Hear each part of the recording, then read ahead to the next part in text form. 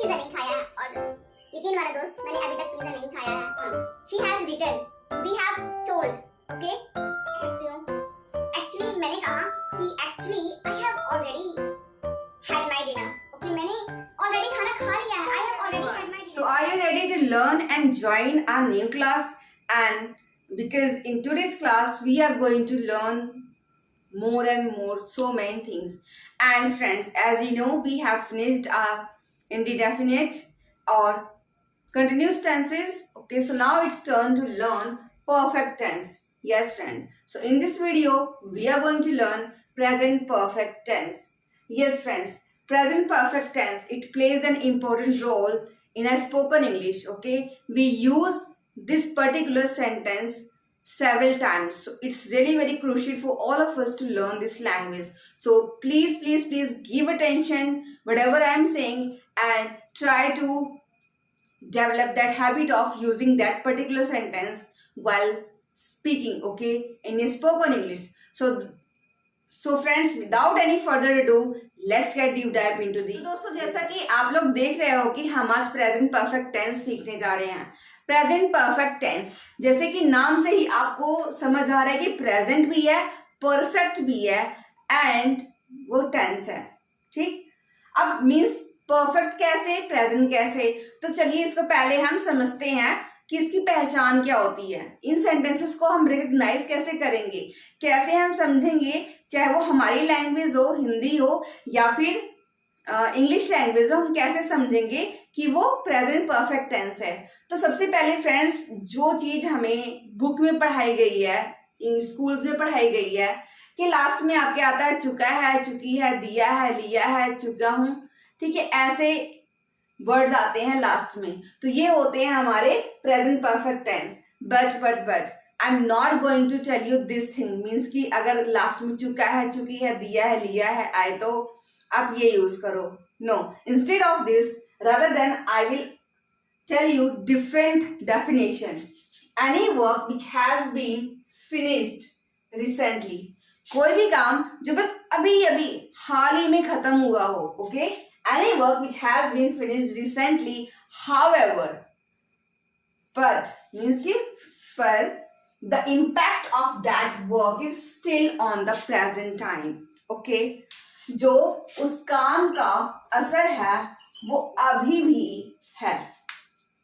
जैसे कि any, फिर से आप एक बार देख लो, any work which has been finished recently, कोई भी काम जो अभी हाल ही में खत्म हुआ है, however, या फिर यहाँ पे आप बट भी लगा सकते हो. Okay, the impact of that work means उस काम का जो प्रभाव है, द इम्पैक्ट है of that work is still on the present time, वो अभी भी प्रेजेंट टाइम में है. अब यहां से आपको क्या समझ आ रहा है, आप ये देखिए, any work which has been finished recently, कोई भी काम खत्म हो चुका है, परफेक्टली कोई काम खत्म हो चुका है, तो यहां से हमारा आया perfect. Okay, however the impact of that work is still on the present time, means कि उस काम का प्रभाव कहाँ पे है, अभी भी इस प्रेजेंट टाइम पर है. तो ये हो गया हमारा प्रेजेंट परफेक्ट एंड टेंस. तो आपको समझ आया कि कोई भी काम जो है, ठीक है, वो खत्म तो हो चुका है बट उसका इम्पैक्ट अभी भी है. ठीक, जैसे मेरे फ्रेंड्स हैं, हम होटल में गए. ओके, होटल में गए खाना खाने के लिए और मैंने पहले खाना खा लिया था.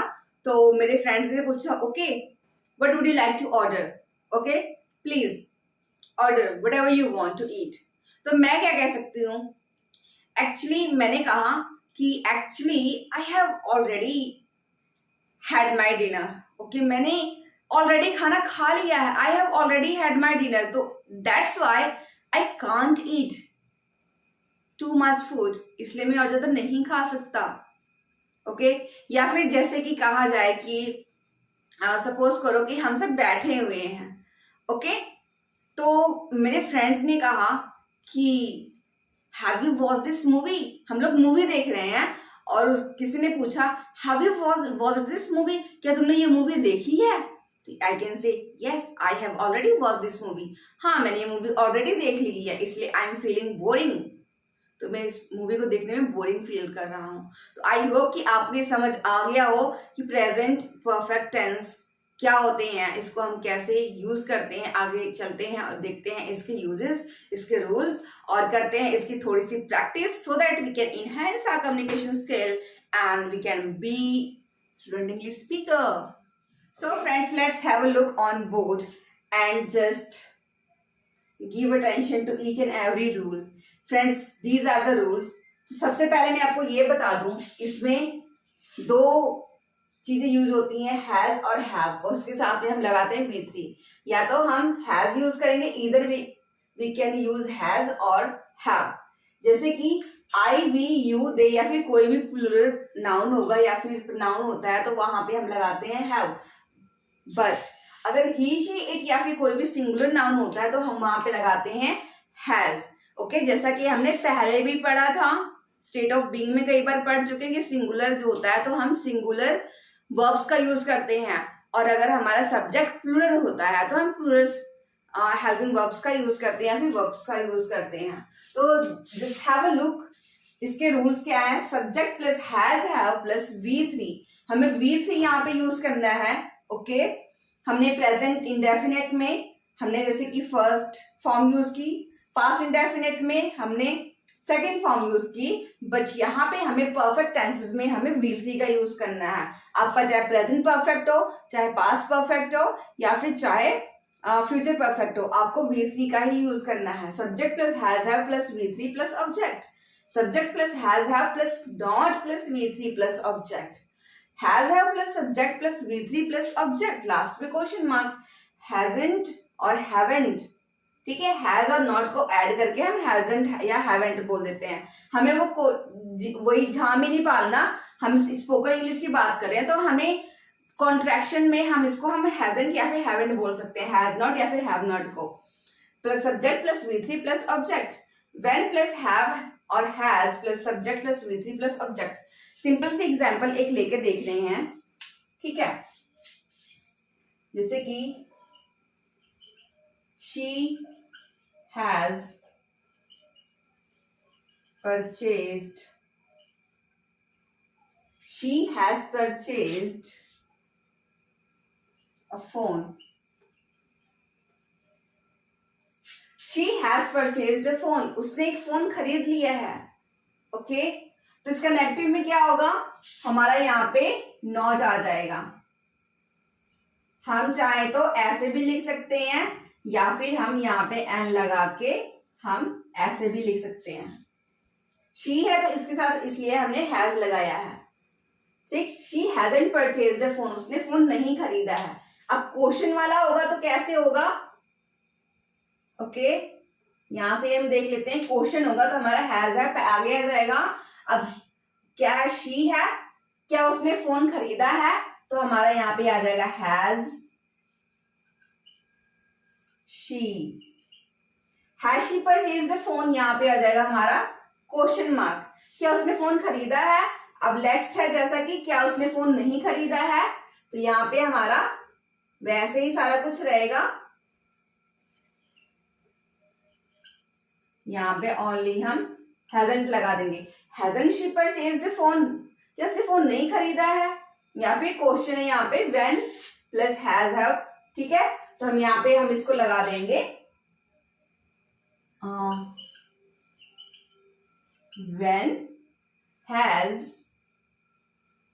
when has she purchased the phone, उसने फोन कब खरीदा है। Okay, why has she purchased the phone, उसने फोन क्यों खरीदा है।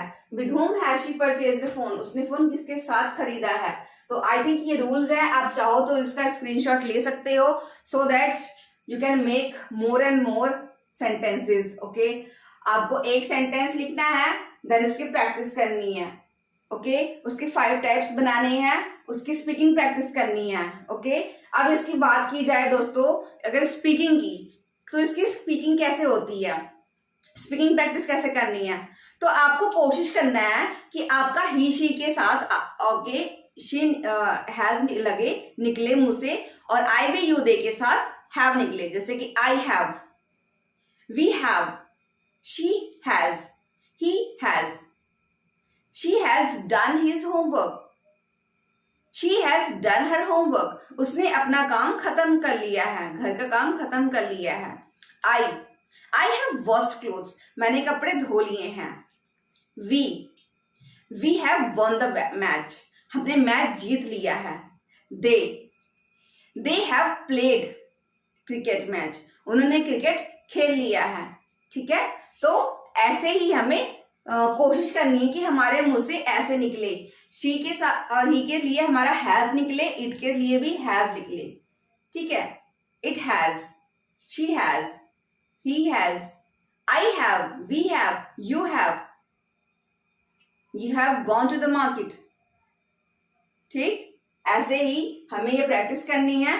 तो आगे आगे चलते देखते हैं, इसके कुछ एग्जाम्पल्स देख लेते हैं। Let's have a look on some examples. First one is Rohan has gone to Delhi. Rohan Delhi गया है। ठीक है, मोस्टली हम क्या करते हैं, सबसे कंफ्यूजिंग सेंटेंस है। ठीक है, रोहन दिल्ली गया है, इसको हम दो तरह से ले सकते हैं। ठीक, इसको हम ये भी सोच सकते हैं, बहुत से लोग ये भी सोचते हैं कि ये पास्ट सिंपल का टेंस है। रोहन दिल्ली गया है, Rohan went to Delhi. No, but it's wrong. Rohan Delhi जाके आ चुका है, मीन्स कि जैसे कि हम कभी सपोज करो कि मैं वैष्णो देवी जाके आ चुकी हूँ। कब गई थी, जब मैं छोटी थी तब मैं गई थी। अभी मैं अगर कहूँ कि सुनो पता है मैं तो वैष्णो देवी गई हूँ, तो इसका मतलब ये क्या हुआ, मैं गई हूँ। ठीक है, तो मैं अभी नहीं जाना चाहती, इसका मतलब इसका इम्पैक्ट अभी भी है। वैसे ही Rohan has gone to Delhi, Rohan Delhi गया है या फिर रोहन दिल्ली जा चुका है। अब ये चुका है चुकी है, मैंने आपको पहले ही कहा कि आपको ये नहीं सोचना है, आपको ओनली कंडीशन के ऊपर जाना है कि Rohan has gone to Delhi. Seema has written a story, Seema ने एक स्टोरी लिखी है। ठीक है, सीमा ने एक स्टोरी लिखी है। If you want then I can give you that story and you can work on it. ठीक है, I have worked in this office, मैं इस ऑफिस में काम कर चुका हूं। ठीक है, या फिर मैं कहूंगी मैंने इस ऑफिस में काम किया है। हम मार्केट से जा रहे हैं, हमारा ऑफिस आ गया साथ में सामने, तो हम क्या अपने दोस्त को कहते हैं ना, साथ वाले को, मैंने इस ऑफिस में काम किया है। हम ये तो नहीं कहते ना कि हमने काम कर चुका हूं या फिर वह चुकी है, चुका है। ये सब बहुत ही कंफ्यूजिंग होता है। आप ये देखना, I have worked in this office, मैंने इस ऑफिस में काम किया है। I have been ill for 4 days, सबसे confusing. Most of the time हम क्या कहते हैं कि जब भी स्पोकन इंग्लिश की बात आती है, जैसे हमें कहना होता है कि पता है मैं 4 दिनों से बीमार हूं, तो लोग क्या लिखते हैं, I am ill for 4 days, but it's totally wrong. The correct and right sentence is I have been ill for 4 days, मैं 4 दिनों से बीमार हूं। पहले बीमार था मैं 4 दिन, मीन्स आज से 4 दिन पहले बीमार हुआ, बट मैं अभी भी बीमार हूं। वो बीमारी का प्रोसेस अभी भी चल रहा है, उसका इम्पैक्ट अभी भी है। I have been ill for 4 days। Okay, बहुत से लोग ये गलती करते हैं, आप ध्यान रखना, आगे से गलती नहीं करना।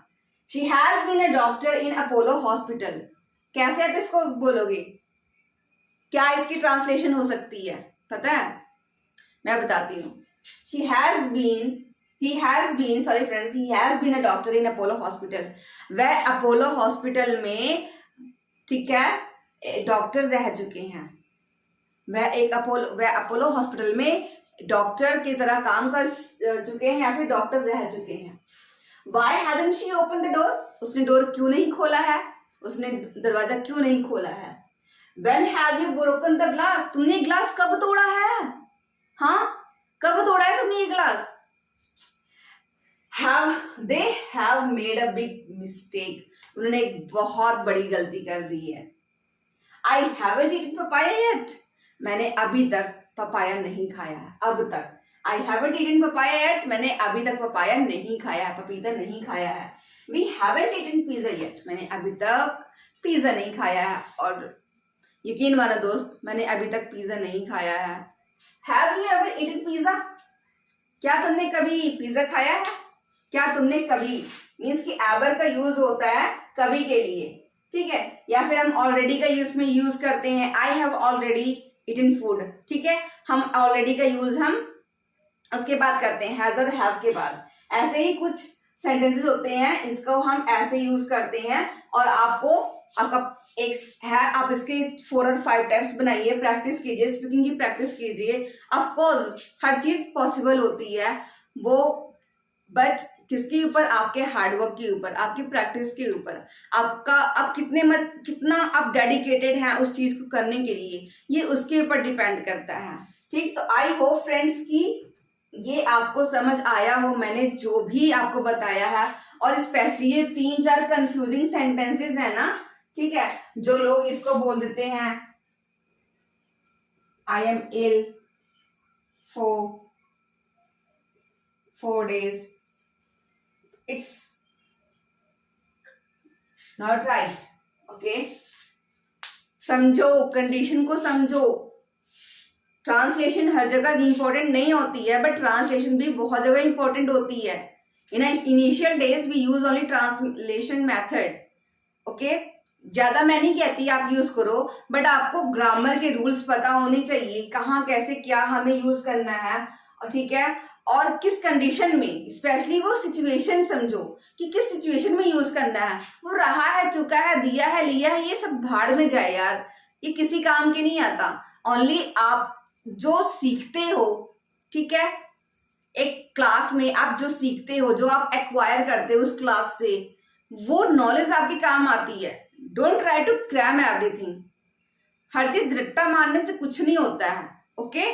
तो आई होप फ्रेंड्स कि आपको ये सब समझ आ गया हो। मैंने आपको रूल्स बता दिए, मैंने आपको ये बता दिया आपको प्रैक्टिस कैसे करनी है। Rohan has, he has, she has, Seema has, okay, I have, you have, they have, we थी अब लगाने की कोशिश करो। Rohan has gone, she has written, we have told, okay, I have been, she has broken, okay. ऐसे आप V3 का use करना सीखो, डेफिनेटली सब कुछ हो जाएगा। And friends, I hope now it's enough for today and we will meet in our next video. Till then keep watching, keep practising and please support me. I need your support because without support I'm not going to achieve anything, okay? So we will meet in a next video. Till then, bye bye.